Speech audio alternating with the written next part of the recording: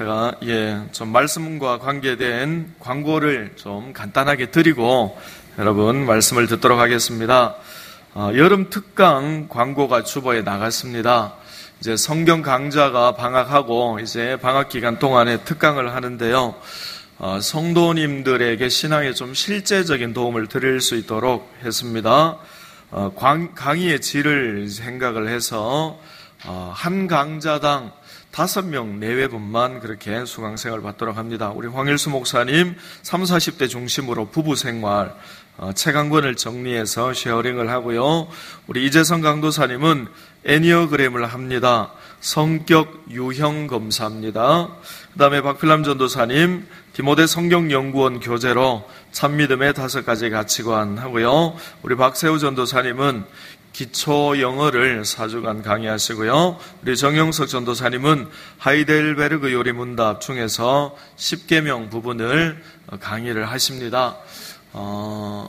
실제로 이런 강의는 돈 주고 듣기도 참 어려운 강의입니다. 그리고 강좌를 개설하는데도 잘 없고 좋은 계기다 그렇게 생각을 합니다. 여러분 각 과목에 우리 강의하시는 교육자들에게 신청을 해주시면 감사하겠습니다. 그리고 여름 성경학교와 수련회를 위해서 여러분 계속 기도해 주신 거 감사하고요. 특별히 단기 선교를 위해서 좀 기도해 주시면 감사하겠습니다. 아무래도 해외에 나가서 일주일 동안 25명이 나가서 사역하는 것이기 때문에 여러분 안전을 위해서 꼭 기도해 주시기를 바랍니다. 특별히 우리 청년부가 제주도 단기 선교를 갑니다. 제주도 놀러 가는 게 아니고요. 이 제주도 선교는 100여 년 전에 이기풍 목사님을 통해서 이제 시작됐는데, 제주도에 살고 있는 토착민, 외부에서 가신 분 말고 토착민은 복음화율이 2%인 복음화의 사각지대입니다. 우리 청년부 회원들이 항공권을 자기 돈으로 구입해서 이렇게 하는데 여러분들 많이 좀 기도를 해주시면 감사를 드립니다. 다시 말씀드리지만 제주도 놀러 가는 게 아니고 단기 선교를 갑니다. 여러분 기도를 많이 해주시면 감사를 드리겠습니다. 그리고 제가 주보에 속지를 넣어드린 것을 한번 이렇게 좀 들어봐 주시면 감사하겠습니다. 자, 성경에 절기가 굉장히 많이 있습니다. 그런데 이 절기를 다 추리면 순수 절기는 7가지, 그 다음에 거기다가 중간에 추가된 절기 2가지, 그리고 안식일과 월삭 이런 거 다 해서 이제 대략 13가지 정도 됩니다. 그런데 이걸 모르면 절기 설교를 들으면 절기 설교를 아무리 오래 들어도 이해가 안 됩니다. 그리고 이 절기를 이해를 못하면 구약이 이해가 안 됩니다. 그래서 제가 간단하게나마 여러분들 아주 이렇게 일목요연하게 잘 정리를 해놓았는데요. 간단하게 제가 설명을 좀 드리겠습니다.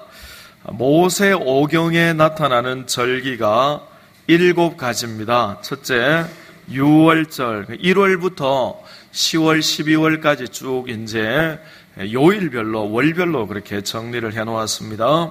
유월절은 1월 14일입니다. 장자를 죽이는 재앙이 어린 양의 피로 넘어간 것을 기념하는 것, 넘을 유, 넘을 월 해서 유월절. 그 다음에 유월절 다음 날인 15일부터 일주일 동안 무교절을 지킵니다. 이집트를 탈출한 것을 기념해서 누룩이 들어가지 않은, 발효되지 않은 떡을 먹습니다. 그래서 업슬무 누룩교 해서 무교절 일주일 지키고요. 그 다음에 초실절인데요. 이 무교절 기간에, 무교절이 일주일입니다. 그렇기 때문에 무교절 그 중간에 반드시 한번 안식일이 들어가게 되어 있습니다. 무교절 기간의 중간에 있는 그 안식일, 그 다음 날이 초실절입니다. 이 처음 초자에다가 열매실자 해서 보리를 추수하면서 첫 단을 잘라서 하나님 앞에 요제로 드립니다. 이 요제라 하는 것은 흔들요자죠. 곡식단을 하나님 앞에 흔들어서 드립니다. 그 다음에 초실절로부터 50일째 되는 날, 이 날을 이제 오순절이라고도 하는데요. 이 날이 맥추절, 오늘 우리가 예배를 드리는 맥주감사주일이죠. 다른 말로 77절이라고 합니다. 제가 왜 77절을 제일 앞에 이제 적어놨는가 하면 성경에 제일 많이 77절로 기록됐기 때문에 77절 그렇게 했습니다. 초실절 이제 보리 추수를 쭉 시작해서 마치고 맥추절날 이제 밀 추수를 합니다. 그래서 밀 이삭의 첫 단을 하나님 앞에 드리기 때문에 맥추절의 초실절이라 그렇게 말하기도 합니다. 그 다음에 7월 1일 유대인들은 7월 1일이 정월 초하루입니다. 우리는 1월 1일이 정월 초하루인데 유대인은 7월 1일이 정월 초하루입니다. 그래서 정월 초하루가 시작된다, 새해가 시작된다 하는 것을 알리기 위해서 나팔을 힘껏 붑니다. 그래서 정월 초하루를 나팔절이라 그렇게 이야기하고요. 그 다음에 7월 10일 정월 10일이죠. 7월 10일은 대제사장이 1년에 한 번 지성소에 들어가서 백성의 죄를 속죄하는 그 속죄를 하는데요. 그래서 속죄일 혹은 대속죄일이라 그렇게 이야기를 합니다. 그 다음에 7월 15일부터 21일 동안 이제 초막을 만들어서 나무가지를 꺾어서 천막을 만들고 거기서 일주일 동안 지냅니다. 그래서 초막절이라고 하는데요. 이집트에서 탈출해서 광야 40년 동안 초막치고 산 것을 기념하기 위해서 초막절이라 그렇게 하고요. 다른 말로 수장절이라 합니다. 이 숫자가 거둘 숫자입니다. 그리고 장자가 저장할 장자입니다. 가을에 이제 가을거지를 하는 거죠. 가을에 이스라엘 백성들이 포도를 수확합니다. 포도를 수확해서 그것을 저장하고 하나님 앞에 제사를 드리기 때문에 수장절 그렇게 말하기도 하고 다른 말로 천막을 친다 해서 장막절 그렇게 이제 하기도 합니다. 일주일 동안 지키게 됩니다. 이게 이제 7가지가 모세 오경에 나타난 7가지 절기입니다. 그런데 하나님께서 명령하지 않았지만 이스라엘 민족이 이것이 하나님 은혜 감사하다 해서 사람이 스스로 만든 절기가 있습니다. 그것이 수전절입니다. 9월 15일부터 22일간 8일 동안 지키는데요. 이 수전절이 어떤 절기인가 하면 성경에는 안 나옵니다. 성경에 수전절이라는 이름은 나오는데 어떻게 생겼는지는 안 나오는데 구약과 신약 사이에 중간에 400년 역사가 있습니다.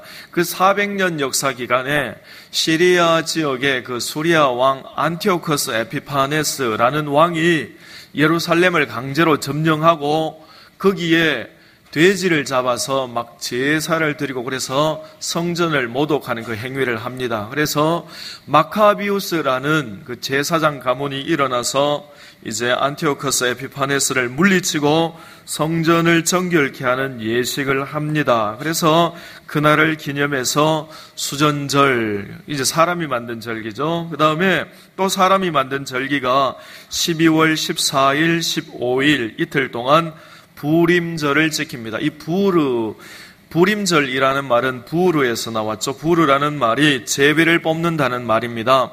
페르시아 총리 하만이 이스라엘 민족을 몰살시키기 위해서 언제 몰살시키면 좋겠나 하고 제비를 뽑아서 얻은 날짜가 12월 14일입니다. 그런데 12월 14일 날 이스라엘이 멸망한 것이 아니고 이스라엘을 죽이려고 했던 하만의 일가족이 멸망을 당하게 됩니다. 그래서 제비 뽑았다. 그 부르에서 부림절, 이 수전절과 부림절은 성경에 기록된 절기가 아니고 사람이 만들어서 하나님 앞에 지키는 절기이고요.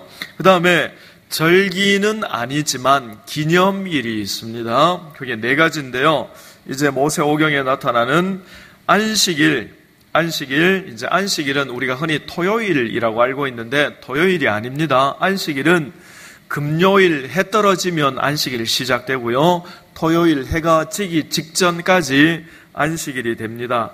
안식일을 지키는 이유는 2가지입니다. 출애굽기 보면 하나님의 천지 창조를 기념해서 또 그다음에 이제 민수기를 보면 이집트에 종살이한 것을 기념해서 그렇게 이제 안식일을 지켜라 하고요. 그다음에 매월 첫째 날 매월 초하루를 월삭이라고 합니다. 월삭을 이제 안식일처럼 그렇게 하나님 앞에 지켰습니다. 그리고 안식년이 있습니다. 여호수아가 이스라엘 민족을 이끌고 요단강을 건너간 날로부터 그 해로부터 시작해서 이제 7년째 되는 그 해를 안식년이라 하죠. 안식년은 7년마다 한 번씩 돌아오는데 안식년에는 농사를 안 짓습니다. 그럼 뭘 먹고 삽니까? 농사를 안 지으면 6년째 되는 해에 하나님이 3배를 거두게 해준다고 약속하셨습니다. 그래서 그 3배를 거두어서 이제 안식년에도 충분히 먹고 살고 가난한 사람들도 구제할 수 있도록 그렇게 해주시고, 그 다음에 채무를 1년 동안 면제해 주는 것이 안식년입니다. 그리고 안식년이 7번 되면 77이 49, 그 49번째, 이제 7번째 마지막 안식년이죠. 그 다음 해가 희년입니다.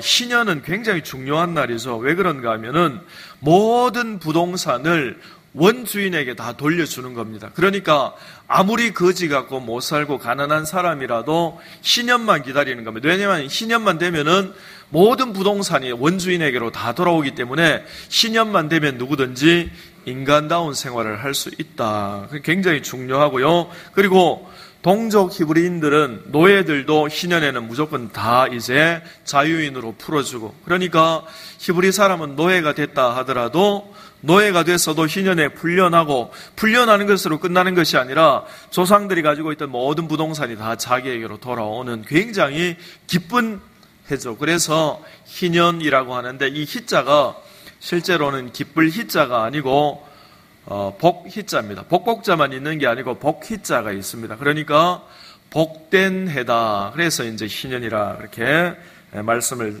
하고요. 그 다음에 유대인의 원력하고 오늘날 우리가 지키는 양력하고 약간 틀린데, 유대인이 지키는 그 원력에다가 한 3개월 정도 더 하면 오늘날 양력하고 비슷하게 떨어지게 됩니다. 할렐루야! 6개월 동안 강의해야 되는 거를 지금 4분 만에 마쳤습니다. 예, 그래도 들어놓으면 다 기억이 되시리라 그렇게 생각을 하고요. 자, 우리 옆 사람과 한 번 더 인사하겠습니다. 맥주 감사 주일의 은혜를 누립시다. 저와 여러분이 지금 맥주 감사 주일을 지키고 있습니다. 그런데 해마다 지키는 맥주 감사 주일인데 의미를 우리가 정확히 알고 지키는 것이 중요하다 그렇게 생각을 합니다. 오늘 맥주 감사 주일이라는 제목으로 2가지로 말씀을 드리겠습니다. 첫 번째로 맥주 감사 주일은 전반기를 인도해 주신 하나님의 은혜에 감사하는 절기입니다. 우리 출애굽기 23장 16절 전반절 말씀만 우리 화면에 나온 데 같이 읽겠습니다. 맥주절을 지키라. 이는 내가 수고하여 밭에 뿌린 것에 첫 열매를 거둠이니라. 아멘. 이스라엘의 농사와 관련된 절기가 3개 있습니다. 첫 번째가 초실절입니다. 초실절에는 보리를 추수합니다. 그 다음에 2번째 맥추절입니다. 맥추절에는 밀을 추수합니다. 그 다음에 수장절입니다. 수장절에는 포도를 추수하고 저장해서 수장절이라 그렇게 합니다. 그런데 오늘 맥추절에 대한 말씀을 우리가 읽고 있는데요. 맥추절은 이제 하나님 앞에 이스라엘 백성들이 밀을 추수하기를 시작하면서 밀을 잘라서 제일 첫 번째 곡식을 한 단을 만듭니다. 그리고 그 한 단을 이제 하나님 앞으로 가지고 와서 제사장이 요제로 드립니다. 이 요자가 흔들 요자입니다. 이렇게 하나님 앞에 이렇게 흔들어서 드리는 거죠. 성경에 보면 거제도 나오는데 거제는 들거자입니다. 이렇게 들었다가 놓는 게 이제 거제고, 요제는 하나님 앞에 흔들어서 이제 드리는 겁니다. 근데 우리가 여기서 좀 생각해보고 넘어가야 할 것이 있습니다. 무엇인가 하면 초실절에 보리를 추수합니다. 그리고 맥추절에는 밀을 추수합니다. 밀을 추수하면 밀추절이라고 해야 맞지 않나요?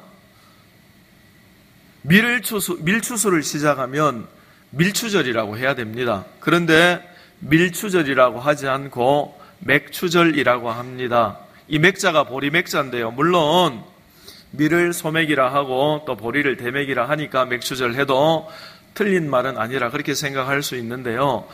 이 맥추절이라는 것은 보리를 나타냅니다.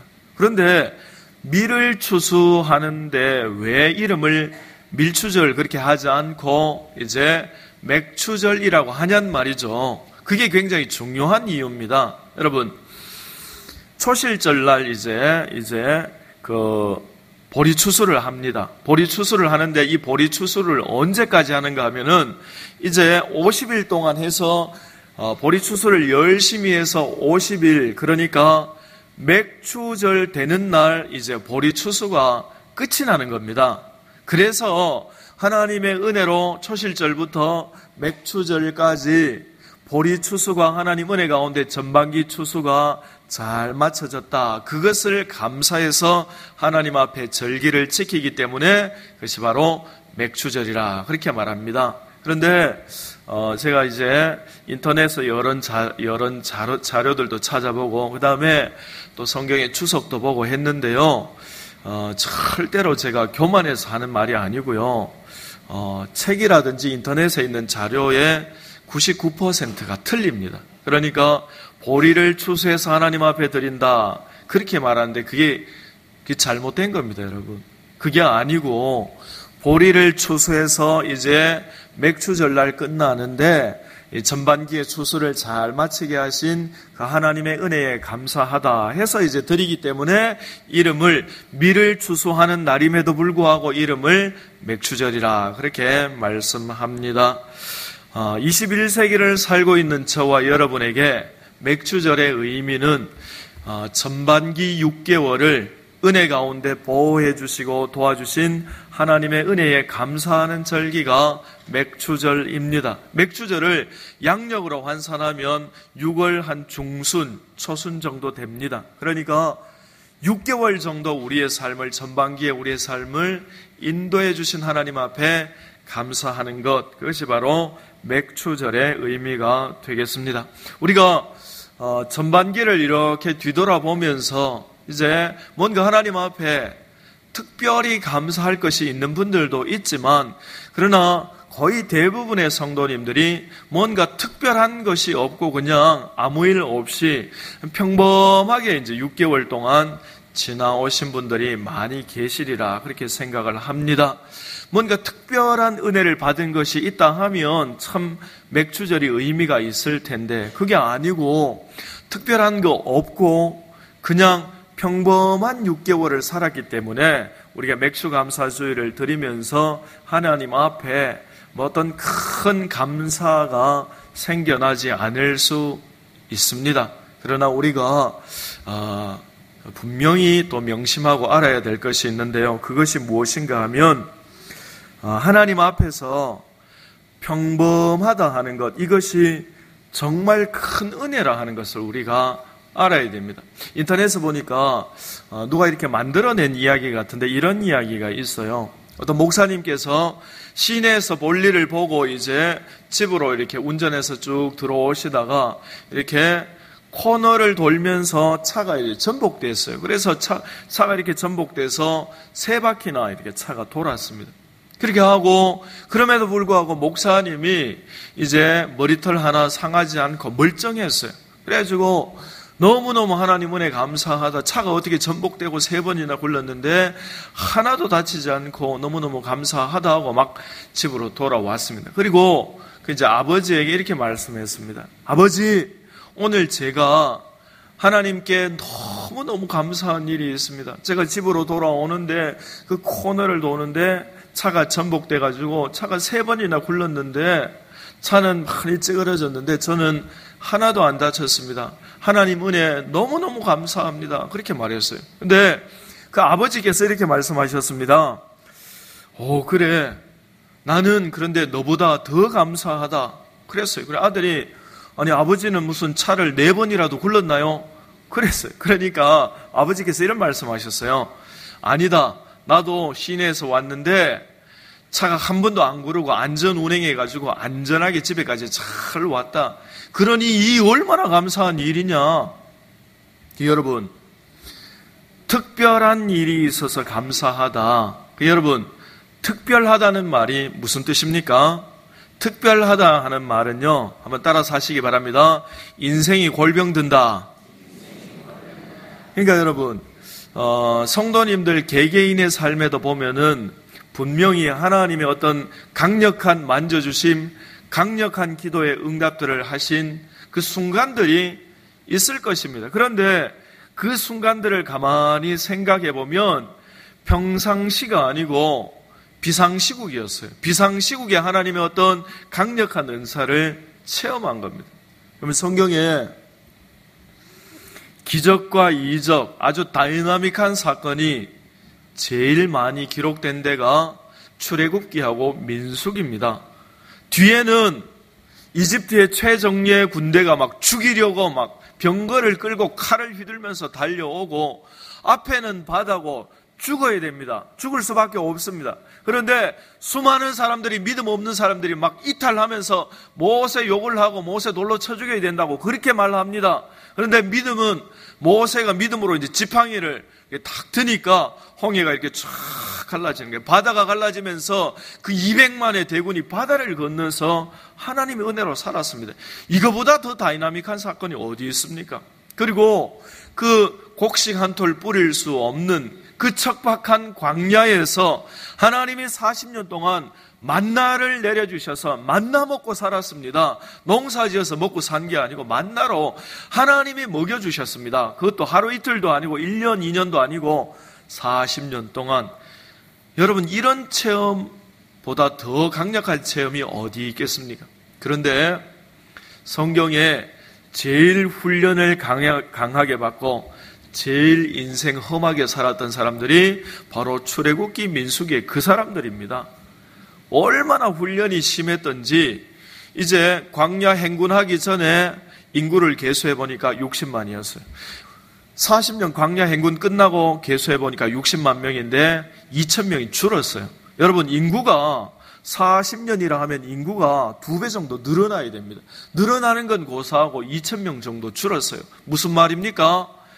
훈련이 혹독했다는 겁니다. 혹독했다는 거예요. 인생이 힘들고 거칠고 혹독했다는 겁니다. 그들이 비록 홍해도 체험하고 만나도 체험하고 하나님이 메추라기를 보내주는 그 엄청난 기적을 체험했음에도 불구하고 그 다이나믹한 체험이 중요한 게 아니라 그들 체험하기까지 인생이 고달팠다 하는 겁니다.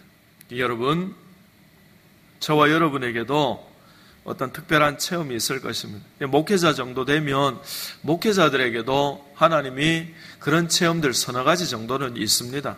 그런데 저도 이제 자녀 교육을 위해서 자녀들에게 그런 체험들을 가끔씩 이야기합니다. 애들에게, 얘들아, 아빠가 이러이러한 어려움이 있을 때에 하나님께 기도드렸는데 하나님이 초자연적인 방법으로 이렇게 해주셨다. 그렇게 이제 간증을 자녀들에게 종종 합니다.